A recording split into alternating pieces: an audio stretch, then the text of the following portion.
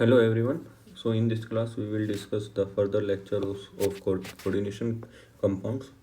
So in last class we had discussed about the IUPAC name, synergic bonding and effective atomic number. And in this class we will discuss the theories of the coordination chemistry, which one is the Werner's theory, VBT and CFT. So let's see. देखो theories के अंदर बात करें तो सबसे पहले आता है वर्नर्स थ्योरी। तो वर्नर थ्योरी क्या था कि जो सेंट्रल मेटल था वो दो टाइप की वैलेंसी शो करता था, एक प्राइमरी वैलेंसी और एक सेकेंडरी वैलेंसी। तो प्राइमरी वैलेंसी जो रिप्रेजेंट करती थी वो ऑक्सीडेशन स्टेट रिप्रेजेंट करती थी, जो मेटल के ऊपर, सेंट्रल मेटल के ऊपर ऑक्सीडेशन स्टेट रिप्रेजेंट। और secondary valency coordination number. Primary valency satisfy होती थी, ए मतलब पी ए होता है पर्सनल असिस्टेंट, तो ए मतलब एनायन, तो ये सेटिस्फाई किससे होती थी, एनायन से। और सेकेंडरी वैलेंसी न्यूट्रल लिगेंड से भी सेटिस्फाई होती थी और एनायन से भी हो सकती। जो प्राइमरी वैलेंसी है वो डब्बे के बाहर जो वैलेंसी होगी उसको प्राइमरी वैलेंसी कहेंगे, क्योंकि जनरली यही क्या सेटिस्फाई करती है, ऑक्सीडेशन स्टेट। तो ये कैसी होती है, आयनाइजेबल। और जो डब्बे के अंदर है वो कोऑर्डिनेशन नंबर को रिप्रेजेंट करता है, तो वो नॉन आयनाइजेबल है। प्राइमरी वैलेंसी नॉन डायरेक्शनल है, कहीं से भी जुड़ जाएगी। बट सेकेंडरी वैलेंसी कैसी होती है, डायरेक्शनल, कि एक डायरेक्शन में आएगी। sp है तो लीनियर है, sp3 है तो ट्राइगोनल बाई पिरामिडल है, sp3d2 है तो ऑक्टाहेड्रल है, स्क्वायर बाई पिरामिडल है, like that. It does not contribute toward geometry, ये ज्योमेट्री में कोई कॉन्ट्रीब्यूट नहीं करती। और ये आपको पता है ज्योमेट्री में कॉन्ट्रीब्यूट करती है, इसी से अपन कोऑर्डिनेशन नंबर से अपन ज्योमेट्री बताते हैं। कि अगर मैं कह दूँ कि अगर कोऑर्डिनेशन नंबर 4 है तो sp3 हो सकता है या dsp2 हो सकता है। It is represented by dash lines और and it is represented by solid lines, right. अब देखो, जैसे मेरे पास क्या है, COCl3.6NH3। अब इसमें जो CO के ऊपर चार्ज आएगा वो Cl की वजह से आएगा, बोलो हाँ या ना। कितना Cl है, कितना एनायन है, तीन नेगेटिव है, मतलब CO पे कितना चार्ज होगा, +3। नेक्स्ट वाला देखो COCl3.5NH3 है, इसमें भी जो चार्ज आएगा CO पे, सेंट्रल एटम पे, +3, वो किसकी वजह से आएगा, Cl की वजह से। तो यहाँ Cl क्या है कि प्राइमरी वैलेंसी होगी, बोलो हाँ या ना। अब देखो यहाँ कितने NH3 लगे हुए हैं, 6NH3, मतलब ये सेकेंडरी वैलेंसी है, न्यूट्रल है, सेकेंडरी वैलेंसी है। और कोऑर्डिनेशन नंबर +3 होता है तो 6 होता है, बोलो हाँ या ना। तो ये सेटिस्फाई कर रहा है, और ये सेटिस्फाई कर रहा है तो मतलब इसको किसी क्लोरीन की ज़रूरत नहीं है डब्बे के अंदर, तो सारे क्लोरीन का होंगे बाहर होंगे, तो प्राइमरी वैलेंसी क्या होगी, Cl3। तो number of moles of AgCl obtained on passing AgNO3। तो थ्योरेटिकल तो जितने क्लोरीन होने चाहिए उतने ही मिलने चाहिए, 3 बोलो हाँ या ना। बट यहाँ देखो कितने क्लोरीन मिलेंगे, 3। अब यहाँ कितने न्यूट्रल है, 5, पर मेरे को कोऑर्डिनेशन नंबर कितना करना है, 6 करना है, तो एक बाहर से क्लोरीन ऐड करना पड़ेगा। अब ये क्लोरीन कैसा था तो ये प्राइमरी वैलेंसी का, बट क्या अब ये सेकेंडरी वैलेंसी को सेटिस्फाई कर रहा है, बिल्कुल सेकेंडरी वैलेंसी को सेटिस्फाई कर, और करना पड़ेगा क्योंकि कोऑर्डिनेशन नंबर 6 ही रखना है। और कोऑर्डिनेशन नंबर 6 रखना है तो बाहर से अपन को एक क्लोरीन को ऐड करना पड़ेगा। यहाँ देखो आपके पास क्या है, एक क्लोरीन और आपने बाहर से ऐड कर दिया, बोलो हाँ या ना, क्योंकि यहाँ 4 है, अब यहाँ 3 है तो और ऐड कर दिया। तो यहाँ प्राइमरी वैलेंसी कितनी है, 3 है, यहाँ भी 3 है, यहाँ भी 3 है, यहाँ भी 3 है, प्राइमरी वैलेंसी तो 3 है ही। और सेकेंडरी वैलेंसी भी 6 है, क्योंकि वो चेंज नहीं हो सकती, बोलो हाँ है ना, क्योंकि प्राइमरी वैलेंसी ऑक्सीडेशन स्टेट को बताता है, और ऑक्सीडेशन स्टेट यहाँ भी +3 है, यहाँ भी +3 है, यहाँ भी +3 है, यहाँ भी +3 है। पॉइंट क्लियर हुआ, प्राइमरी वैलेंसी किसको बताएगी, ऑक्सीडेशन स्टेट को। क्या बात समझ में। अब यहाँ से पूछा कि कितने प्राइमरी वैलेंसी है, कितने क्लोरीन है जो प्राइमरी वैलेंसी और सेकेंडरी वैलेंसी का काम कर रहे हैं। ये वाला प्राइमरी वैलेंसी का भी काम कर रहा है, बोलो हाँ या ना, क्लोरीन ही तो है, और ये सेकेंडरी वैलेंसी का भी काम कर रहा है। कितने आ गए, 2 आ गए अंदर, और यहाँ कितने आ गए, 3 आ गए। क्या मेरी बात क्लियर है, हाँ या ना। अब देखो डब्बे के बाहर कितने क्लोरीन है, 3, तीनों के तीनों बाहर AgCl की फॉर्म में निकल जाएंगे, यहाँ 2, यहाँ 1 और यहाँ 0। प्राइमरी वैलेंसी 3 है, सेकेंडरी वैलेंसी 6 है। तो number of chloride ion satisfying primary and secondary, यहाँ 0, यहाँ कितना, 1, क्योंकि प्राइमरी में भी पार्टिसिपेट कर रहा है, क्योंकि प्राइमरी क्या बताती है, ऑक्सीडेशन स्टेट। और ऐसा तो है नहीं सिर्फ इससे ऑक्सीडेशन स्टेट पता चल रही है, यहाँ तो +3 है तो इन दोनों से ही पता चल रही है, बोलो हाँ या ना। और यहाँ 2 और यहाँ 3। नंबर ऑफ आयंस, जितने नंबर ऑफ आयन ज़्यादा हो गए उतनी कंडक्टिविटी ज़्यादा होगी। क्या मेरी बात क्लियर है। तो 3 तो ये हो गए और एक पूरा डब्बा 4, 2 ये हो गए, एक ये पूरा डब्बा, इस डब्बे पे चार्ज होगा, बोलो हाँ या ना। क्या ना मेरी बात समझ में आ रही है? इस डब्बे पे क्या होगा, चार्ज होगा। कितना चार्ज होगा, +2। बोलो बैलेंस, काउंटर बैलेंस करेगा। ये +3 का, क्लोराइड -1 का, तो डब्बे पे कितना, +2 का। बोलो हाँ है ना। तो डब्बा अभी चार्ज होना चाहिए तभी क्या करेगा, कंडक्टिविटी, और 2 Cl नेगेटिव हो गई, तो टोटल कितने हो गए, 3। एक डब्बा हो गया और एक क्लोराइड हो गया, 2। बट यहाँ कोई इस डब्बे पे चार्ज नहीं है, +3 का, ये Cl -3 का, डब्बे पे कितना चार्ज, 0, कोई कंडक्टिविटी शो नहीं करेगा। क्या मेरी बात क्लियर है, बोलो हाँ है ना। सेम इसके अंदर आपको बनाने, तो अगर इसका बनाएंगे तो कैसा बनेगा, PtH2O कितने आ गए, 6, और डब्बे के बाहर कितने क्लोरीन आ गए, 4। बोलो हाँ है ना। यहाँ बताओ PtH2O कितने आ गए, 5, बट मुझे वैलेंसी पूरी करनी है तो एक क्लोरीन अंदर आ जाएगा और बाहर कितने बच जाएंगे, 3। तो ऐसे बना के सेम लिखना है। जब आपको खुद से कॉम्प्लेक्स बनाना है, तो आपको याद रखना है कि कोऑर्डिनेशन नंबर 6 किसका बनाना है। कोऑर्डिनेशन नंबर 6 उसका बना दो जिसपे +3 या +4 हो, जैसे स्कैंडियम +3, क्रोमियम +3, Fe का दोनों बनाने। Fe +2 और +3 दोनों ही कोऑर्डिनेशन नंबर 6 बनाता है। कोबाल्ट +3, Pd Pt+4, ये भी कोऑर्डिनेशन नंबर 6 बनाएंगे, ठीक है। ये प्लस कोऑर्डिनेशन नंबर 4 कौन बनाएगा, जिसपे +2 चार्ज होता है, जैसे Na+2, cobalt + copper, zinc, Pd, ये सब। अब पेपर वाला कभी खुद से बनाएगा तो वो कुछ भी बना सकता है, बट आपको कभी कॉम्प्लेक्स बनाना है तो उसके लिए वो तो उसका मन करेगा तो वो +2 का भी 6 बना देगा। He+ है जिसका +1 है, उसका कोऑर्डिनेशन नंबर कितना होगा, +2। Conductivity in aqueous solution directly proportional to number of ions. तो कोऑर्डिनेशन नंबर 4 के लिए ट्रिक याद रखना, मन को क्यों नहीं जाने पंडित पिता, ये क्या इसकी ट्रिक हो जाएगी। कोऑर्डिनेशन नंबर 4 सब आपको लिखवाया है, तो याद रखना जिस पे +1 चार्ज है वो 2 बनाएगा, 2 का 4, जिस पे +3 +4 है वो 6 बनाएगा। Fe +2 हो या +3 हो, हमेशा 6 ही बनाता है। अगर मैं रिप्रेजेंटेशन की बात करूँ तो आपको पता है कि प्राइमरी वैलेंसी यहाँ सेकेंडरी वैलेंसी न्यूट्रल है, बोलो हाँ है ना। मेटल है, मेटल किससे कटवाना चाहेगा, लीगेंड, और लीगेंड वो कैसा चाहेगा, वो ऐसा लीगेंड चाहेगा कि जो न्यूट्रल हो, बोलो हाँ है ना, क्योंकि कटवाना किससे है, लीगेंड से। तो लीगेंड कैसा चाहेगा कि काटे, न्यूट्रल, इसलिए हमेशा अंदर क्या रखते हैं अपन, जनरली न्यूट्रल। बट अगर वैलेंसी कोऑर्डिनेशन नंबर सेटिस्फाई नहीं हो रहा तो बाहर से एनायन को भी अपन ले आएंगे कि भाई हाँ भाई तू भी काट ले। तो जो एनायन बाहर से लेके आएंगे वो था तो प्राइमरी वैलेंसी, क्योंकि वो ऑक्सीडेशन स्टेट को बता रहा था, बट वो अब किसकी तरह काम करेगा, सेकेंडरी। क्या मेरी बात क्लियर हुई। अब देखो यहाँ NH3 कितने H है, तो इनको सॉलिड लाइन से रिप्रेजेंट कर दिया, 1 2 3 4 5 6, और 3 Cl है, प्राइमरी वैलेंसी, तो इनको डैश डैश लाइन से रिप्रेजेंट कर दिया, और ये डैश डैश लाइन वाले आयनाइजेबल होते, बोलो हाँ है ना। अब देखो ये COCl3 4 है, 6 बनाना है तो 2 अंदर लेके आने पड़ेंगे। अब ये 2 हैं, ये किसकी तरह काम कर रहे हैं, प्राइमरी और सेकेंडरी, तो इनको सॉलिड लाइन के साथ डैश लाइन भी लगा देंगे। देखो ये सॉलिड लाइन के साथ क्या लगा दी, डैश लाइन भी लगा दी, बोलो हाँ है ना। सॉलिड लाइन के साथ क्या लगा दी, डैश लाइन, और एक पूरा प्रॉपर प्राइमरी वैलेंसी वाला बाहर है जो डब्बे के, उसके लिए क्या लगा दिया, dash dash dash.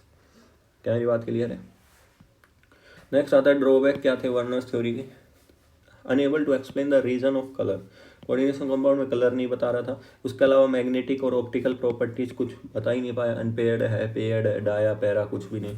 Unable to Y bonds और डायरेक्शनल प्रॉपर्टीज, ये बात नहीं बता है बॉन्ड्स में डायरेक्शनल प्रॉपर्टी क्यों है, ये तो अपन को पता चला VPT से, वरना उसने कोई ऐसी बात नहीं बताई थी। Why only certain metals form coordination compound, उसके अकॉर्डिंग कुछ ही मेटल्स क्या थे वो वर्नर्स थ्योरी के अकॉर्डिंग कोऑर्डिनेशन कंपाउंड बना रहे थे, सब नहीं बना रहे थे, ठीक है। तो ये कुछ ड्रॉबैक्स थे, इसलिए थ्योरी क्या हो गई, फेल हो गई।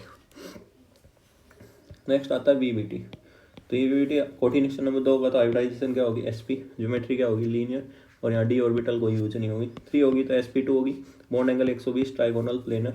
कोऑर्डिनेशन नंबर 4 होगा तो SP3 टेट्राहेड्रल, और DSP2 अंदर वाला यूज होगा तो क्या बन जाएगा, स्क्वायर प्लेनर।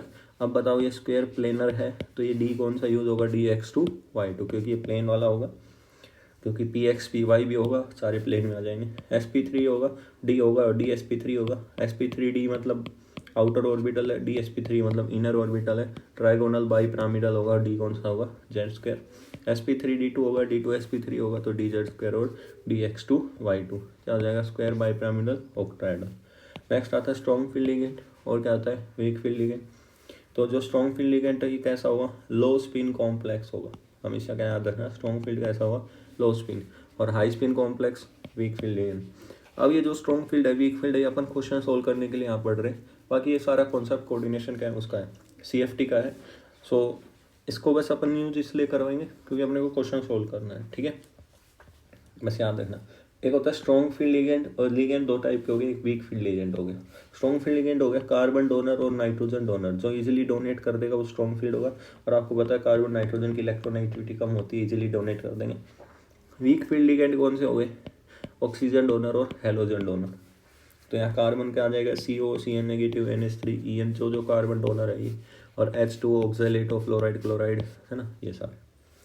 अब देखो स्ट्रॉन्ग फील्ड है तो क्या हुआ, capable of pairing of unpaired electron, बोलो हाँ है ना।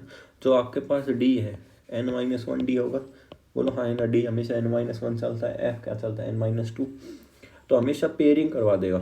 अनपेयर्ड इलेक्ट्रॉन्स की अगर स्ट्रॉन्ग फील्ड हुआ तो क्या करवा देगा, पेयरिंग करवा देगा। और ये वाला है ये पेयरिंग नहीं करवा पाएगा। क्या मेरी बात क्लियर, मैंने एग्जांपल क्लास में बताया था कि अगर घर में मान लो मम्मी आ जाए, तो अगर आपका घर बिखरा हुआ पड़ा है तो उसको सबको पेयर अप कर देगी, आते ही बोलो हाँ है ना, क्योंकि हाई एनर्जी है, स्ट्रॉन्ग है अभी, बोलो हाँ है ना, तो स्ट्रॉन्ग फील्ड लिगेंड है, तो जितने अनपेयर्ड इलेक्ट्रॉन उनको पेयर कर देगी। सेम मम्मी अगर घर पे आ जाएगी तो सफाई कर देगी रूम की पूरे, बोलो आप हॉस्टल में रहेगा।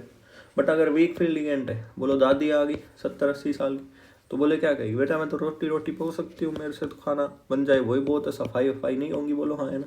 तो अगर अनपेड इलेक्ट्रॉन है, क्या है, अनपेड इलेक्ट्रॉन है, तो उनकी पेयरिंग होगी क्या, नहीं होगी। क्यों, क्योंकि स्ट्रॉन्ग नहीं है, वीक है, मेरी बात है। और अगर मम्मी आ जाती तो इनको क्या कर देती, पेयर कर देती, बोलो हाँ है ना। तो not capable of pairing of electron.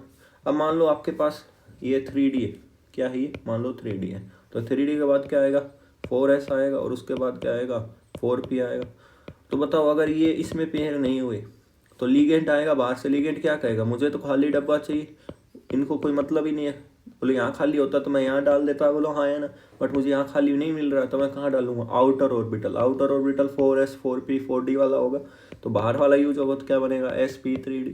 और अगर इनर वाला बनता है, यहाँ मान लो 2 डब्बे खाली होते तो एक लिगेंड यहाँ अप्रोच करता, दूसरा यहाँ, क्योंकि वो तो लोन पे डोनेट करता होगा, और ये लुईस एसिड, तीसरा यहाँ, चौथा, पांचवा, छठा, बोलो हाँ।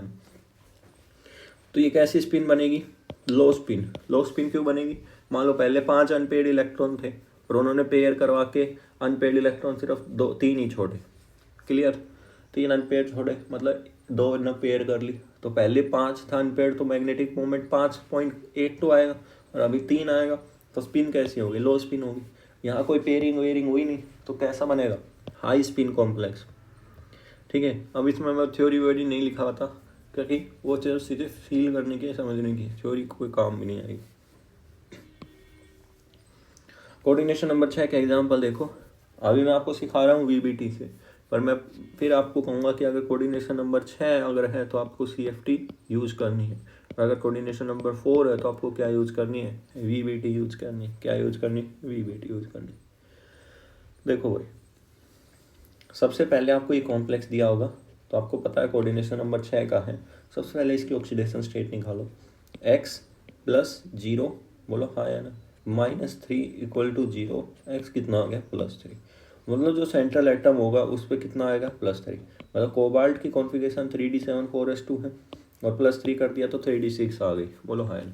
उसके बाद देखो आपका लिगेंड क्या है, दूसरे नंबर क्या देखो, लिगेंड। लिगेंड NH3 का है, मतलब कैसा है, स्ट्रॉन्ग फील्ड है, और अगर स्ट्रॉन्ग फील्ड है तो क्या करवा दो, पेयरिंग करवा दो। क्या करवा दो, पेयरिंग करवानी पड़ेगी अनपेयर्ड इलेक्ट्रॉन्स की, बात खत्म।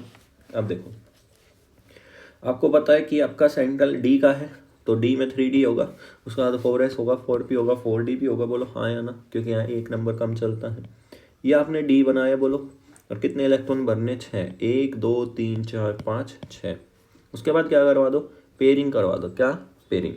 अब देखो आपके पास पेयरिंग करवाएंगे, इसको उठा के मान लो यहाँ भेज दूँ, इसको उठा के यहाँ भेज दूँ, तो ये पेयर हो गए। अब यहाँ 2 अनपेड मतलब 2 डब्बे खाली हो गए। अभी लिगेंड जब भी आएगा, लिगेंड कहेगा मुझे खाली डब्बा चाहिए, क्योंकि आपको पता है कि जब भी आपके पास कोऑर्डिनेट बॉन्ड बनता है तो सामने वाले के पास वैकेंट ऑर्बिटल होना चाहिए, तभी वो कोऑर्डिनेट बॉन्ड बनाएगा। तो यहाँ डब्बा खाली चाहिए, और डब्बा खाली चाहिएगा तो लिगेंड कितने आएंगे, बोलो 6 लिगेंड आएंगे। कितने लिगेंड आएंगे, 6, और 6 के पास लोन पेयर होगा, वो कोऑर्डिनेट बॉन्ड बनाएंगे। तो क्या कहेंगे, मुझे खाली चाहिए, कोई भी हो, D हो S हो, तो यहाँ कितने D खाली हो गए, 2। पहली बात ध्यान रखना, अगर कोऑर्डिनेशन नंबर 6 है और एक D खाली है तो वो कहेगा कि मेरी ऐसी कोई कॉन्फ़िगरेशन तो होती नहीं है, बोलो हाँ या ना, DsP3D। तो ऐसा कभी भी नहीं होगा। चाहिए तो कितने डी खाली चाहिए, 2, नहीं तो तू अपने को रख ले, मैं तो आगे डोनेट कर दूंगा क्योंकि आगे SPD खाली पड़ा है। बोल हाँ यार, क्या मेरी बात समझ में आई? तो यहाँ से क्या करवा देगा, पेयर करवा दिया, 2 डब्बे खाली हो गए। अब ये 2 डब्बे खाली हो गए तो बताओ यहाँ एक यहाँ डोनेट हो जाएगा, एक लोन पेयर यहाँ 2 3 4 5 6। तो बताओ n वाला यूज हुआ या n-1? n-1 मतलब इनर ऑर्बिटल यूज हुआ। बोलो हाँ या ना। और ये d वाला था तो ये 2 अंदर वाला यूज हुआ, तो D2sp3। ज्योमेट्री क्या होगी, ऑक्टाहेड्रल। इनर ऑर्बिटल कॉम्प्लेक्स बना, अनपेड इलेक्ट्रॉन कितने हो गए 0, डाया मैग्नेटिक हुआ, म्यू क्या हो गया 0, और स्पिन क्या हो गई लो स्पिन। पहले तो अनपेड इलेक्ट्रॉन 1 2 3 4 थे, अब 0 हो गए, तो स्पिन कैसी है, लो स्पिन कॉम्प्लेक्स। ठीक है, नेक्स्ट आता है COF6, oxidation state +3, coordination number 6, COD6 होगा। F आपको पता है वीक फील्ड लिगेंड है, तो ये कोई पेयरिंग होगी क्या, पेयरिंग नहीं होगी, तो बाहर वाला यूज होगा। बाहर वाला होगा तो हाँ ये स्पिन कॉम्प्लेक्स बनेगा, sp3d2 बनेगा, ऑक्टाहेड्रल तो बनेगा ही। अनपेड इलेक्ट्रॉन 4 है, मैग्नेटिक मोमेंट 4.82 लिख दो, और पैरामैग्नेटिक खत्म। ये तो न्यूट्रल है, इसकी वजह से ऑक्सीडेशन स्टेट +2 हो गई, कोऑर्डिनेशन नंबर 6 हो गया, 3D7 हो गया, स्ट्रॉन्ग फील्ड लिगेंड हो गया। अब स्ट्रॉन्ग फील्ड लिगेंड होगा तो हम क्या करवाएंगे, पेयरिंग करवाएंगे। पेयरिंग करवाई मैंने, एक इलेक्ट्रॉन को यहाँ भेजा, क्या एक डब्बा खाली हो गया, तो क्या आएगा, लिगेंड आया। लिगेंड ने कहा कि ये क्या तरीका है, मैं बोला क्या होगा, बोला मेरे को तेरे को बोला था कि 2 डी खाली चाहिए, यहाँ तो 1 डी खाली है। मतलब कोई ना, शांत हो जाओ, मैं इसको क्या कर देता हूँ, एडजस्ट कर देता हूँ, क्योंकि मेरे पास स्ट्रॉन्ग फील्ड लिगेंड है। क्योंकि मेरे पास स्ट्रॉन्ग फील्ड लिगेंड है तो इस एक इलेक्ट्रॉन को उठा के हम एक्साइट करवा देते हैं। किसके केस में होगा, सिर्फ स्ट्रॉन्ग फील्ड लिगेंड के। कहाँ एक्साइट करवा देंगे, डी में। तो जैसे एक्साइट करवा दिया तो यहाँ 2 डी खाली हो गई और ये यूज हो गया। बोलो हाँ है ना। और आगे डी पर है, उसके अंदर ये पड़ा है, तो अब भी आपके पास अनपेड इलेक्ट्रॉन है। तो D2sp3 ऑक्टाहेड्रल इनर ऑर्बिटल लो स्पिन कॉम्प्लेक्स, अनपेड इलेक्ट्रॉन 1 है। अब देखो पहले अनपेड कितने थे, 1 2 3, अब अनपेड कितना है 1। मतलब कैसा बना, low spin complex, unpaired electron 1, mu 1.73, paramagnetic. Paramagnetic directly proportional to number of unpaired electron. In presence of strong field ligand, only one unpaired electron of n-1d can be shifted to higher energy level. Next देखो CrNH3 6Cl3 है, same oxidation state कितनी है +3, coordination number +6 है, Cr+3 का ये 3D3 NH3 है। अब देखो अब यहाँ कितने अनपेड है, 3 अनपेड। बोलो हाँ है ना। अब मान लो घर में आपकी मम्मी आ गई, बोलो, और मम्मी आ गई, ऑलरेडी आप सफाई वाले हो, बिल्कुल एकदम चमका के रखा है रूम, तो ऐसा थोड़ी मम्मी आके दोबारा सामान करेंगे, नहीं मैं तो दोबारा सफाई करूँ, नो वे। क्या मेरी बात क्लियर है, जैसा है वो वैसा ही रहेगा। बोलो हाँ या ना, क्या मेरी बात क्लियर है। अब यहाँ 3 अनपेयर्ड तो हैं, बट क्या ऑलरेडी 2 डब्बे खाली हैं, तो इनको पेयरिंग करवाने की सोचना भी मत। क्यों, क्योंकि हमें तो क्या चाहिए, हम पेयरिंग करवा क्यों रहे थे, क्योंकि मुझे लिगेंड का ऑर्डर था कि मुझे डी खाली चाहिए। बोलो हाँ या ना। हम इसलिए क्या करवा रहे थे, पेयरिंग करवा रहे थे, बट क्या यहाँ ऑलरेडी डी खाली है।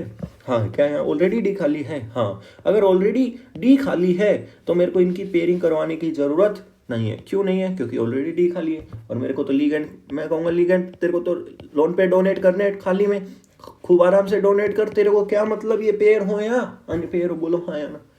तो यहाँ डोनेट करेगा, ये जो आपके पास है ये पड़े रहेंगे, तो यहाँ क्या बन जाएगा S का और ये P का। तो क्या हो गया, D2sp3 octahedral inner orbital low spin complex, number of unpaired electron 3, mu कितना हो गया 3.82, पैरामैग्नेटिक खत्म। नेक्स्ट देखो FeH2O5 NO+ SO4 brown ring complex, बिल्कुल रट लो, ठीक है। ब्राउन रिंग कॉम्प्लेक्स और सोडियम नाइट्रोक्लोराइड में NO+1 का होता है, वरना हमेशा 3 इलेक्ट्रॉन देना होता है, न्यूट्रल होता है। ये Fe है। तो ब्राउन रिंग, जैसे आप होटलों के बाहर जाओगे तो NO+ तो रहेगा ही, है ना। तो होटलों में रिंग बनी रहती है और रिंग से पानी निकलता है, तो याद रखना H2 कितने होंगे, 5 होंगे। बोलो हाँ है ना। अब देखो ऑक्सीडेशन स्टेट यहाँ आएगी +1, है ना। कैलकुलेट करके देखो, x +0 +1 -2 = 0, x कितने आ गए +1। ऑक्सीडेशन +1 है, कोऑर्डिनेशन नंबर 6 है, अगर +1 है तो 3D6 4S1। अब देखो यहाँ पे कॉन्फ़िगरेशन आपने ये लिखी 3D6 4S1। अब मेरे भाई यहाँ S में क्या एक इलेक्ट्रॉन है, हाँ एक इलेक्ट्रॉन है। तो भाई लिगेंड आप एक बात बताओ, कोई भी ऐसी कॉन्फ़िगरेशन है क्या जहाँ S यूज ना हुआ हो, कोई भी हो, SP SP2 SP3 SP3D D2 SP3 सब में S यूज है, मतलब यहाँ S का इलेक्ट्रॉन तो हटाना पड़ेगा। क्या हटाना पड़ेगा, और हटाना पड़ेगा तो इसको क्या करेंगे, वापस बैकवर्ड शिफ्ट कर देंगे, क्योंकि यहाँ H2O कितने हैं 5 और NO कितना है 1। NO स्ट्रॉन्ग है, H2O वीक है, बट क्या नंबर वीक का ज़्यादा है तो चलेगी किसकी, वीक की। देखो वीक कितने हैं, H2O कितने हैं 5 है, H2O कितने हैं 5 है, तो चलेगी भी किसकी, NO की, सॉरी H2O की। NO अकेला है उसकी नहीं चलेगी, नो डाउट ही स्ट्रॉन्ग फील्ड लिगेंड, बट चलेगी किसकी, H2O की। यहाँ तक कोई डाउट नहीं। अब देखो तो वीक है तो आगे भेजने के लिए तो इतनी एनर्जी होती नहीं, तो इसको कहाँ भेज दो, पीछे भेज दो। जैसे आपने इसको पीछे भेज दिया, क्या ये डब्बा खाली हो गया, आगे डब्बे खाली हो गए, आगे डब्बे खाली हैं, तो यहाँ से क्या बनेगा sp3d2। अब देखो यहाँ मैं पूछूं तो sp3d2 ऑक्टाहेड्रल लो स्पिन, क्योंकि पहले अनपेड थे 1 2 3 4 5, बट अब कितने 1 2 3, तो कैसा बन गया लो spin. Outer orbital number of unpaired electron 3, mu S कितना हो गया 3.82, खत्म। ये जो वैरायटी है ये सारी वैरायटी मैंने आपको कवर करवा दी। अगर आपके पास सवाल आता है तो इसी टाइप का आएगा, बट मैं फिर कहूँगा बीवीटी से सॉल्व नहीं करना, CFT से सॉल्व करना जो आगे पढ़ाऊँगा। नेक्स्ट आता है कोऑर्डिनेशन नंबर 5, और कोऑर्डिनेशन नंबर 5 में FeCO5 है, CO न्यूट्रल है तो ऑक्सीडेशन स्टेट होगी नहीं, तो कोऑर्डिनेशन नंबर क्या है 5 है, सेंट्रल मेटल एटम में। अब आपके पास 3d6 4s2 है, स्ट्रॉन्ग फील्ड है, तो यहाँ S में 2 है, और आपको पता है S तो हर हाल में क्या चाहिए, खाली चाहिए। बिना S खाली आप कभी भी कोई बॉन्डिंग नहीं कर पाओगे, बोलो हाँ है ना, सॉरी। तो यहाँ क्या करूँ, S को पेयर अप करवा दूंगा, पीछे भेज दूंगा, तो ये स्ट्रॉन्ग फील्ड लिगेंड है, तो यहाँ क्या हो जाएगी, पेयरिंग हो जाएगी। क्या हो जाएगी, पेयरिंग। इन दोनों को यहाँ भेज दिया, बोलो हाँ है ना, इसको यहाँ भेज दिया, इसको यहाँ भेज दिया, कितने डब्बे खाली हो गए, 2 डब्बे खाली हो गए। अब S खाली चाहिए ही, बोलो। अब दोनों इलेक्ट्रॉन्स को यहाँ भेज दूंगा, एक डब्बा खाली है, और मुझे तो या तो DsP3 होगा या sp3d होगा, एक D खाली चाहिए, एक खाली है और आगे यूज हो जाएगा। तो DsP3 इनर ऑर्बिटल ऑक्टाहेड्रल, मतलब ऑक्टाहेड्रल कह रहा हूँ, square bipyramidal, trigonal bipyramidal sorry, और नंबर ऑफ अनपेड इलेक्ट्रॉन 0, डायगोनलिटी, ठीक है। नेक्स्ट आता है coordination number 4, NiCO4 oxidation state क्या है 0, कोऑर्डिनेशन नंबर कितना होगा 4 होगा। अब ये निकल है 3d8 4s2, ठीक है। तो ये 3d8 वाला हो गया, कितने अनपेड इलेक्ट्रॉन है 2, इनको क्या करवा दो, वही पेयर करवा दो, क्योंकि S तो हर हाल में क्या चाहिए, खाली चाहिए। एक इलेक्ट्रॉन यहाँ भेज दिया, एक इलेक्ट्रॉन यहाँ भेज दिया, क्या बना sp3 tetrahedral, number of unpaired electron 0, mu S का आ गया 0, डायमैग्नेटिक आ गया, ठीक है। NiCN4 2 नेगेटिव है, ठीक है। तो अब NiCN4 2 नेगेटिव है, Ni+2 है, स्ट्रॉन्ग फील्ड लिगेंड होगा तो DsP2 हो जाएगा, वीक फील्ड लिगेंड होगा तो sp3 हो जाएगा। ऑक्सीडेशन स्टेट +2, कोऑर्डिनेशन नंबर 4, निकल +2 का 3d8, कोऑर्डिनेशन CN नेगेटिव होगा, स्ट्रॉन्ग फील्ड लिगेंड। इन दोनों को पेयर करवा दो, एक यहाँ खाली, आगे 3 खाली, DsP2 स्क्वायर प्लेन, दिमाग लगाना ही नहीं इनमें तो, है ना भाई। अगर स्ट्रॉन्ग है तो पेयर करवा दो, और हमें तो एक ही D खाली चाहिए, सीधी सी बात है। अब यहाँ पे क्या है, Cl आ गया, वीक फील्ड, अब पेयरिंग इनकी कुछ होगी नहीं, तो आगे वाले बनेगा sp3, खत्म। CuNH4 है, कोऑर्डिनेशन नंबर 4 है, D9 है, NH3 एक स्ट्रॉन्ग फील्ड लिगेंड है। अगर स्ट्रॉन्ग फील्ड है तो क्या बनाना चाहेगा, बोलेगा मैं तो हर हाल में अंदर वाला बनाऊंगा, तो क्या एक डब्बा यहाँ का, अभी एक इलेक्ट्रॉन है और एक इलेक्ट्रॉन है, तो इसको क्या करवा दो, आगे एक्साइड करवा दो, आगे एक्साइड करवा दो, मतलब क्या बनेगा DsP2 बनेगा। क्योंकि भाई NH3 स्ट्रॉन्ग है, और स्ट्रॉन्ग वाला क्या कहेगा, मैं तो इनर ऑर्बिटल बनाऊंगा, मुझे तो अंदर वाला एक खाली चाहिए, तो मैं क्या करूँगा, एक को एक उठा के आगे भेज दूंगा, क्योंकि स्ट्रॉन्ग फील्ड लिगेंड में एक्साइटेशन पॉसिबल है, बोलो। नेक्स्ट है जिंक, और जिंक में तो स्ट्रॉन्ग हो या वीक हो हमेशा sp3 है, ध्यान रखना। जिंक कैडमियम मरकरी, इसके अंदर कभी भी कॉम्प्लेक्स हो, चाहे लिगेंड स्ट्रॉन्ग फील्ड हो या वीक फील्ड लिगेंड हो, हमेशा sp3 बनेगी, याद रखना। और pt या pd हो तो वहाँ हमेशा क्या बनेगा, DsP2 बनेगा, ठीक है।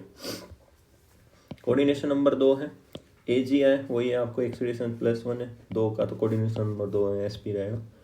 अगर आपका मेटल 4d या 5d का है तो वहाँ पे आपको पता है कि जेड इफेक्टिव क्या होता है, ज़्यादा होता है, और जेड इफेक्टिव ज़्यादा होता है तो कोई लिगेंड अप्रोच करेगा उसको 100 की स्पीड से अपनी तरफ खींचेगा, तो वहाँ सारे लिगेंड स्ट्रॉन्ग फील्ड होते हैं। चाहे आपका लिगेंड स्ट्रॉन्ग हो या वीक हो, उससे कोई फायदा नहीं है, सारे लिगेंड किसकी तरह काम करते हैं, स्ट्रॉन्ग लिगेंड। इसलिए हम यहाँ पे CFT नहीं पढ़ते, कोऑर्डिनेशन नंबर 4 के लिए VBT ही पढ़ते हैं, ठीक है। तो 4D और 5D मेटल होगा तो strong field weak field ligand both works as strong field ligand. क्या मेरी बात क्लियर है? अब देखो लिमिटेशन क्या है। लिमिटेशन ये है मेरे भाई, it could not explain the nature of ligand, हमें नहीं पता कौन स्ट्रॉन्ग है कौन वीक है। It could not explain why the pairing of electron occurs, क्या हमें नहीं पता पेयरिंग क्यों हो रही है स्ट्रॉन्ग लिगेंड की प्रेजेंस में। For this theory magnetic moment can be calculated by number of unpaired electron से बता रहे हैं, but it could not explain the effect of temperature on magnetic moment, temperature का क्या इफेक्ट होगा मैग्नेटिक मोमेंट में। It could not explain why the experimental value of magnetic moment is greater than the calculated value. बहुत से complex में experimental value और calculated value क्या रही थी, फर्क आ रहा था। It do not explain the distortion in the some octahedral complex, clear है।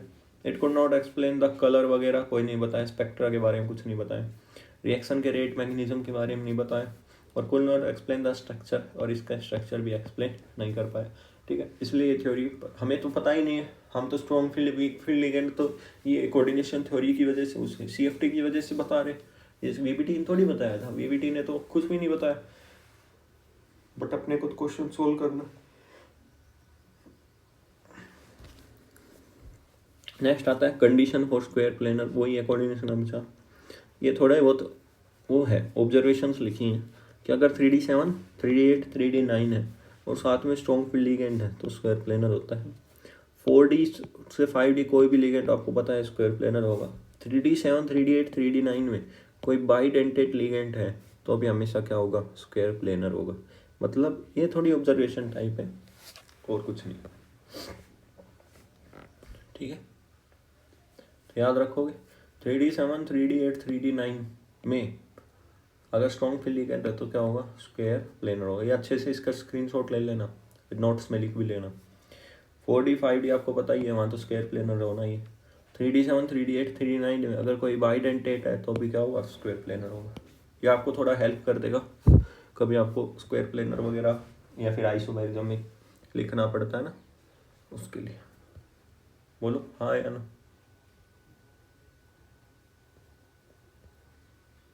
नेक्स्ट आता है क्रिस्टल फील्ड थ्योरी, है ना। तो मैं सोचता हूँ कि अभी इस क्लास में अपन इसी को पढ़ लेते हैं, अगले क्लास में अपन CFT और उसके एप्लीकेशन वगैरह हुई की क्लास में ख़त्म कर लें। ये थ्योरी वैसे भी आसान है, कुछ है नहीं, ठीक है भाई। आई hope you understand the video, और अपने दोस्तों के साथ इसको शेयर करें जो तैयारी कर रहा है, जिसका रिवीजन हो जाएगा बढ़िया, ठीक है। और I hope if you understand the video and concepts को अच्छे से आपने सीखा है, तो I hope you will give some comments also in the comment box. This will motivates me and let me know how you are understanding and what's the problem you are facing right now. Okay, thank you, have a good day. और हाँ, ये एक revision है इसलिए थोड़ा speed से सब कुछ लिखा हुआ है ना, क्योंकि आपके नोट्स में सब ये लिखा हुआ है, इसलिए यहाँ पे थोड़ा तेज़ पढ़ाया जा रहा है, और एक रिवीजन के पर्पज से पढ़ाया जा रहा है, सिखाने के पर्पज से नहीं। सिखा चुका हूँ, बहुत समझ में आए हाँ या ना। Okay, have a good day.